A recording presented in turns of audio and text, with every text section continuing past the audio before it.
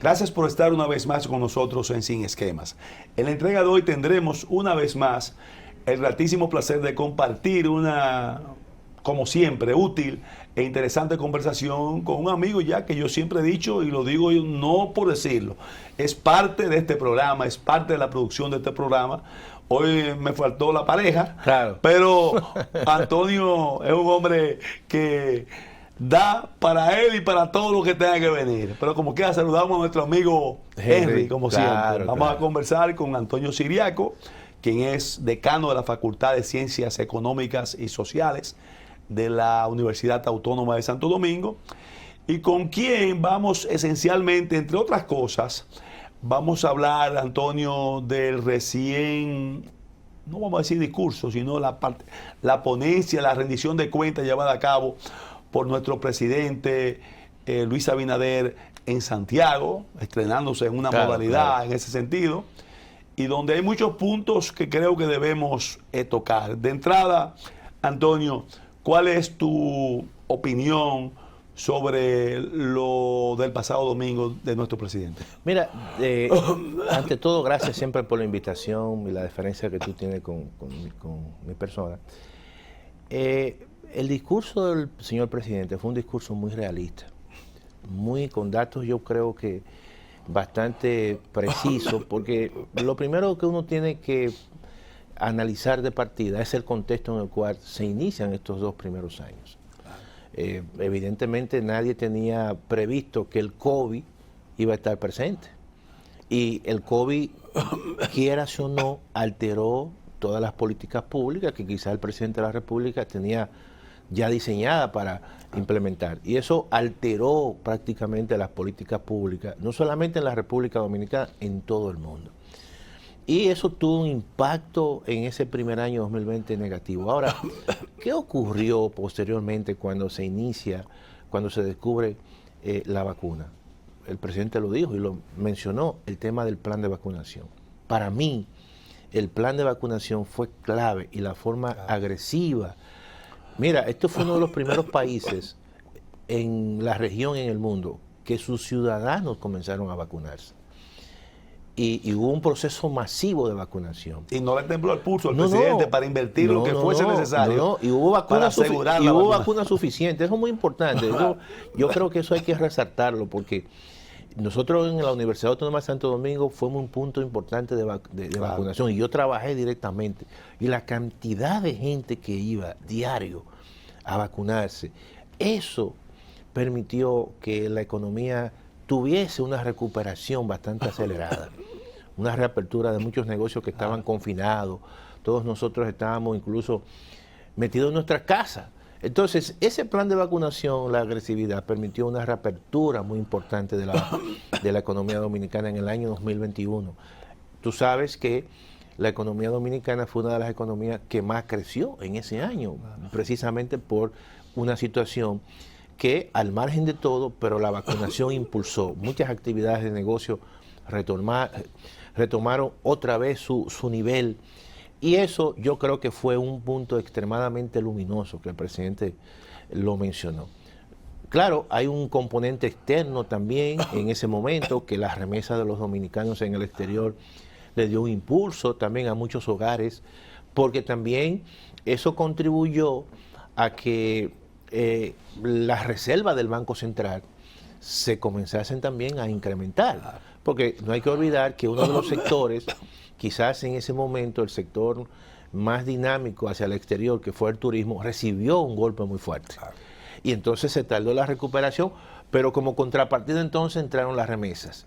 Y eso contribuyó, conjuntamente con el plan de vacunación, a que muchos negocios comenzaron su proceso de actividad económica, y comenzó un proceso acelerado de recuperación del empleo. Así es. Entonces esos son elementos que yo creo que matizaron gran parte de las políticas públicas, y al margen de esos elementos externos, el elemento interno de tú tener un plan agresivo de vacunación permitió darle un impulso muy grande a las economías. Pero también hubo un elemento también que yo creo que hay que mencionar.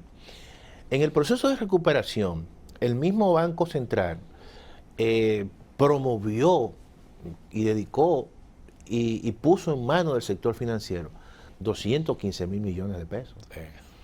En diferentes sectores, el comercio, MIPYME, el sector exportador, las pequeñas empresas, a tasa de interés que según el Banco Central no podían sobrepasar el 8%. Entonces hubo un ciclo de una política monetaria inducida por el Banco Central donde las tasas de interés eran muy bajitas y había que hacerlo así. Ese fue un factor determinante, claro, para que lográramos el crecimiento que tuvimos en ese año tan difícil. Y tenía que ser así, porque tú sabías que muchas empresas quedaron totalmente endeudadas, quedaron cerradas, sus ventas se cayeron, entonces tú tenías que fondearla con recursos baratos. Eso también fue un proceso importante que le dio impulso al crecimiento de la economía en el año 2021, a tal punto que creció 12.5% la economía dominicana.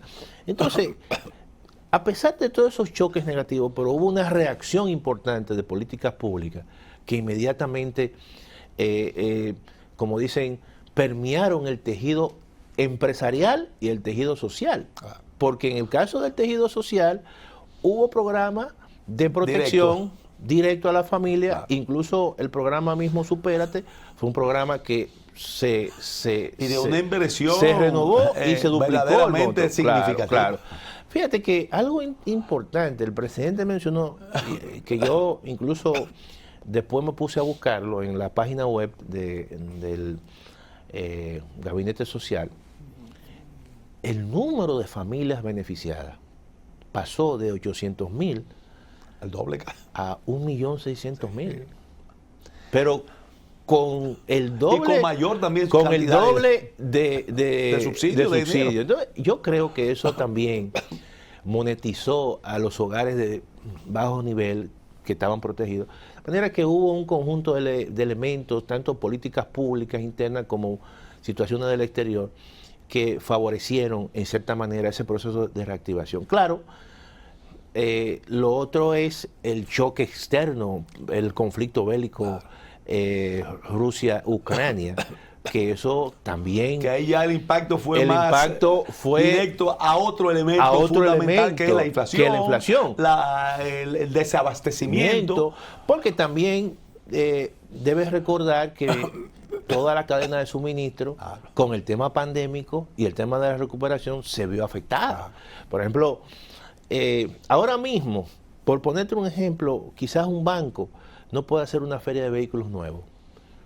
¿Por qué? Pero no aquí, en todo Estados el mundo. Unidos, en todos los lugares del mundo, y han subido un 30% mínimo el valor de los vehículos en el mejor de los casos. Y tú traes 300 vehículos nuevos ahora mismo, eso te tarda como 5 meses. Sí. Entonces tú encuentras que los bancos lo que están haciendo es feria de vehículos usados, que eso es lo que hay en el mercado, para que la gente vea la magnitud del problema todavía, porque estamos hablando de que el principal productor de manufactura en el mundo, China, tiene sus problemas todavía de confinamiento, con la famosa política de COVID-0. Entonces, esos son elementos que yo creo que hay que tomarlo en consideración en estos 2 años de recuperación de la economía dominicana. Yo siempre he dicho que tú no puedes analizar la economía al margen del contexto internacional. ¿Cómo anda la economía dominicana? Pero también tú tienes que ver cómo anda la economía de la región. Porque ya no vivimos en un mundo donde los países son aislados. Vivimos en un mundo donde estamos permanentemente conectados. Y más, en el caso nuestro, que somos un país de un vínculo y una dependencia, como dicen en el chiste, que cuando estornuda en Estados Unidos, aquí no da gripe a nosotros. Pero mira, y eso hay que también matizarlo, porque oye lo siguiente, es cierto que nosotros tenemos el vínculo con Estados Unidos, hay casi 2 millones de dominicanos y dominicanas que viven allí, pero también la economía dominicana se ha diversificado. Europa y tú encuentras que hay un mercado, Canadá, Europa, las mismas relaciones. Latinoamérica también. Y con China, que importamos muchísimo de China. Claro. Entonces, ya la economía dominicana es una economía, es pequeña, pero es abierta al resto del mundo.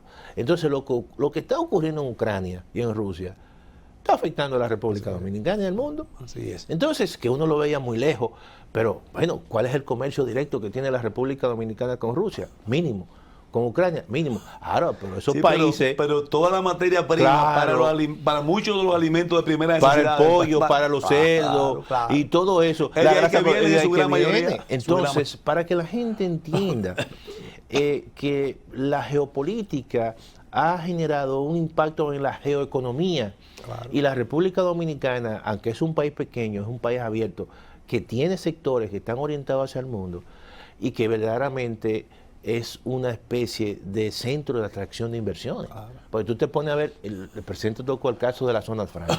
¿Por qué tú crees que han crecido las zonas francas? Bueno, porque la República Dominicana, en primer lugar, ha diversificado toda su zona franca. Nosotros ya no estamos exportando textil. ¿Tú sabes qué se está exportando aquí en zona franca? Partes de insumos médicos sofisticados. Y eso, tú lo... Mira, tecnología a más alto nivel. A más alto nivel. Y estamos compitiendo, por ejemplo, con países como Alemania o con países como China. Y la República Dominicana hoy en día es de los principales exportadores de insumos médicos en América Latina y el Caribe. Sí. Competimos con Brasil, competimos con México. Entonces, eso le da una dimensión de carácter global a ese sector. Y eso ha tenido un boom porque han venido muchas inversiones extranjeras con ese tema de los retrasos en la cadena de suministro.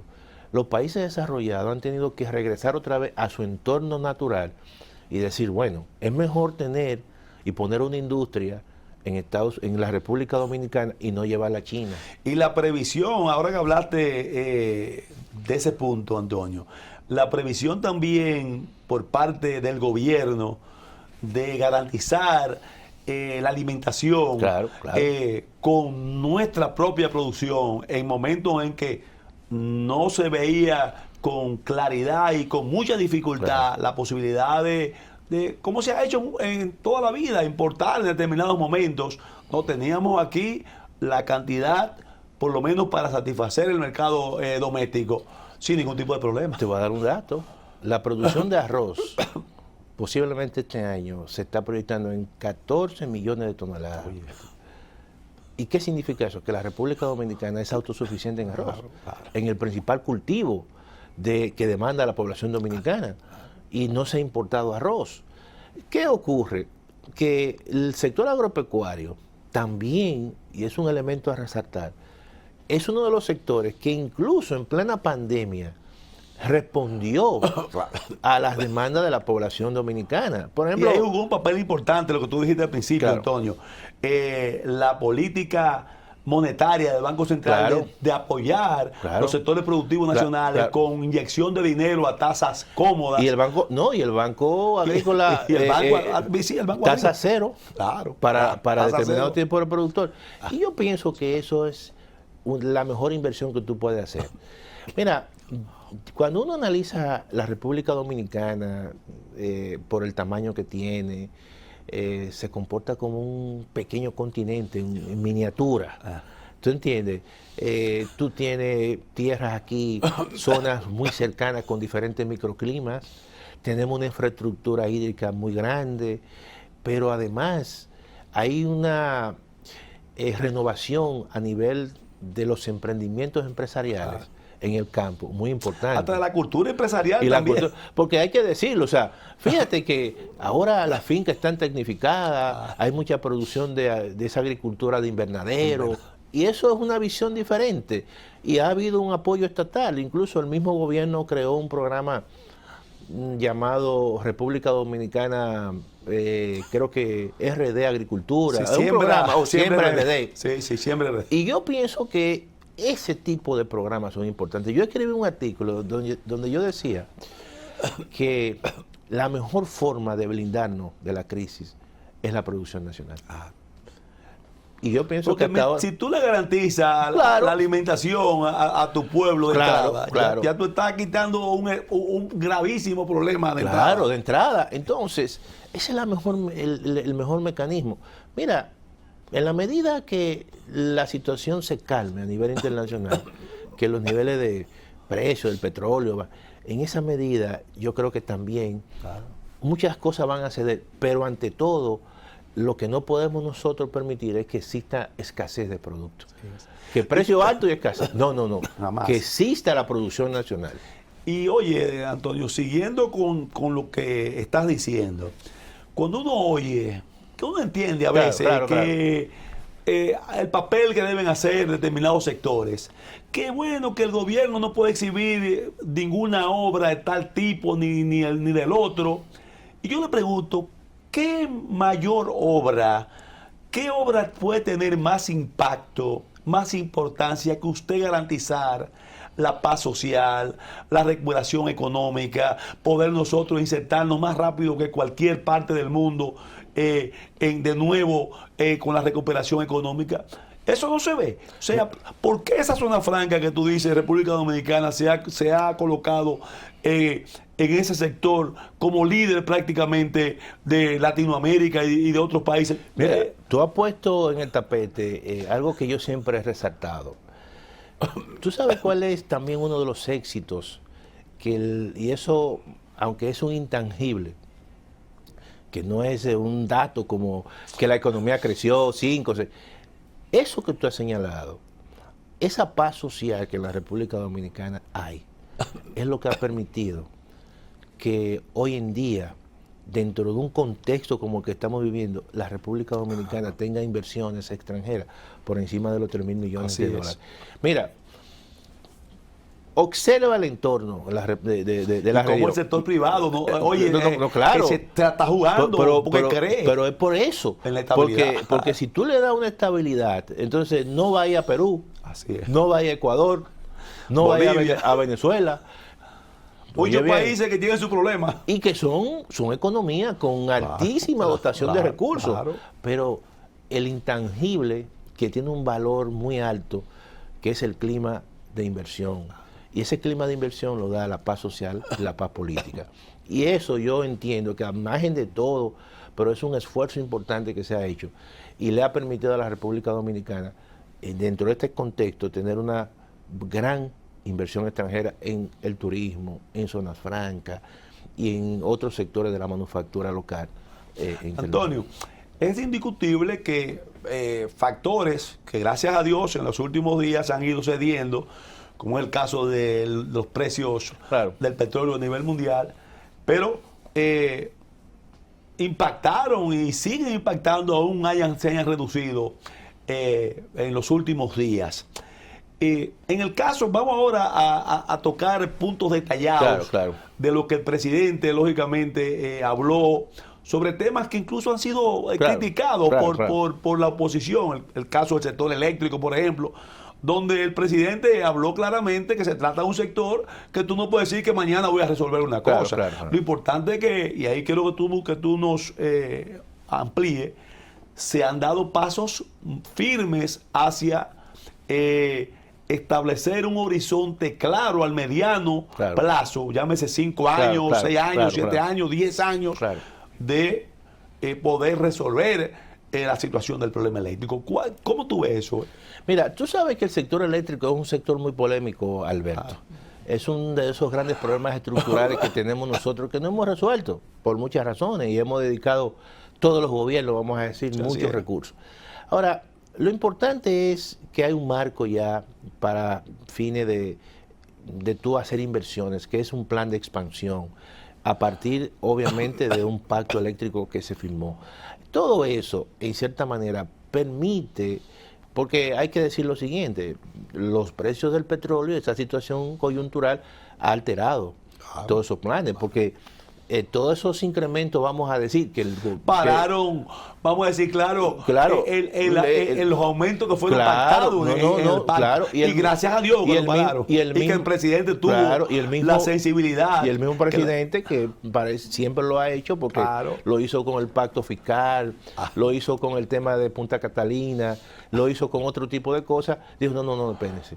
No estamos en momento para hacer incrementos. Y eso cae bien, porque al final la gente siente que lo están escuchando. Y volvemos otra vez al punto que hemos dicho, a garantizar la paz social aquí, que es por encima de todo. Ante todo. Entonces, pero las inversiones, incluso el mismo presidente habló de que para los próximos años se van a requerir 1.200 millones de dólares.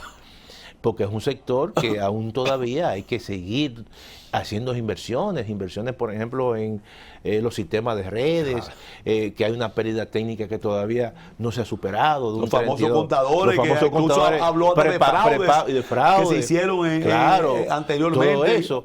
Es un sector que ahora mismo hay un tema judicial muy fuerte. Por lo tanto, no estamos hablando de cualquier sector. Por lo tanto, yo creo que lo que necesitaba ese sector es tener su plan de expansión, básicamente manejar los recursos con pulcritud, porque se manejan muchos recursos allí, y hacer las inversiones claramente que hay que hacer. Tú sabes que incluso ya el mismo gobierno planteó, y vi al ministro hace unos meses plantear una planta de un tamaño quizás más grande que Punta Catalina, pero de gas natural. ¿Tú entiendes? Que ahí también ya hay eso te va acortando realmente la dependencia y te aumenta la oferta energética. De manera que yo creo que esos son pasos importantes de largo plazo que al fin y al cabo te van a, en los próximos 4 años, 5 años, te van a mantener una gran oferta con respecto a una demanda que crece porque la economía crece mucho, la economía dominicana. Antonio, dijiste en un momento de la intervención de las autoridades monetarias, del Banco Central específicamente, en determinado momento para lograr dinamizar la economía. Ahora, lógicamente, con un gran sentido de oportunidad y lógicamente, de darle seguimiento permanente a cada situación, en la actualidad el caso se invierte. Las autoridades monetarias están aplicando políticas monetarias que vayan dirigidas a, en cierta forma, parar un poco la demanda de préstamos. Y lo está haciendo y se está sintiendo, en cierta forma, se está sintiendo las políticas monetarias en el control relativo de la inflación, tomando en cuenta lo que hemos dicho, que no es un asunto que depende totalmente de nosotros. Yo siempre he dicho que el Banco Central siempre tiene que actuar con cautela en estos aspectos. Mira, la economía dominicana tenía, y el mismo Banco Central había pronosticado un crecimiento de un 6. Por el mismo entorno ha venido recortándose ese crecimiento. Entonces, claro, hay que pensar que cuando el Banco Central incrementa su tasa de política monetaria, lo que está haciendo es que está induciendo a que las tasas de interés se incrementen en el sector financiero. Entonces, yo pienso que el Banco Central ya llegó a un límite. Ya no puede, porque hay una situación internacional que está cediendo. Y por eso es que los niveles de inflación, el mismo Banco Central ha dicho que ha venido cediendo. Ahí hay que esperar que siga esa tendencia. ¿Por qué? Porque también el Banco Central tiene que cuidar el crecimiento de la economía. Eso es muy importante. Y el Banco Central tiene que cuidar el crecimiento y la recuperación de los empleos. Entonces yo creo que en ese sentido el mismo Banco Central debe estar consciente de ese cuidado con respecto a los incrementos. Un manejo ahí con esa ave. Es un manejo, claro, que tiene que ser cuidadoso. Entonces yo creo que ya con esas medidas que el banco tomó, ha sacado quizá un tanto de recursos monetarios y hay que esperar ahora que lo internacional ceda para que claramente ya el petróleo está rondando en promedio de los $88. Ya no está en los 100 y pico. Y eso es muy importante. Los precios, por ejemplo, del gas natural ha venido cediendo. El precio del carbón mineral también. Entonces, son 3 elementos que están incidiendo y también los precios de las materias primas agrícolas han venido cediendo. Vamos a esperar que eso siga esa tendencia para no, obviamente, como sobreactuar en términos y no sobreactuar en términos de política monetaria. Bien, Antonio, vamos a tomar una breve pausa para, lógicamente, después tocar algunos aspectos más detallados de lo que fue la rendición de cuentas llevada a cabo por nuestro presidente el pasado martes, donde tocó prácticamente todos los temas como debe ser. Algunos incluso han dicho que lo manejó de manera muy economísticamente. Bueno, él es economista, pero también vamos a hablar de eso, porque quizás no es tanto así, nunca perdió el sentido de lo que es la administración pública ni el sentido social. Continuamos con nuestro amigo parte de este programa Antonio Siriaco, quien es decano de la Facultad de Ciencias Económicas y Sociales de la Primada de América, Universidad Autónoma de Santo Domingo.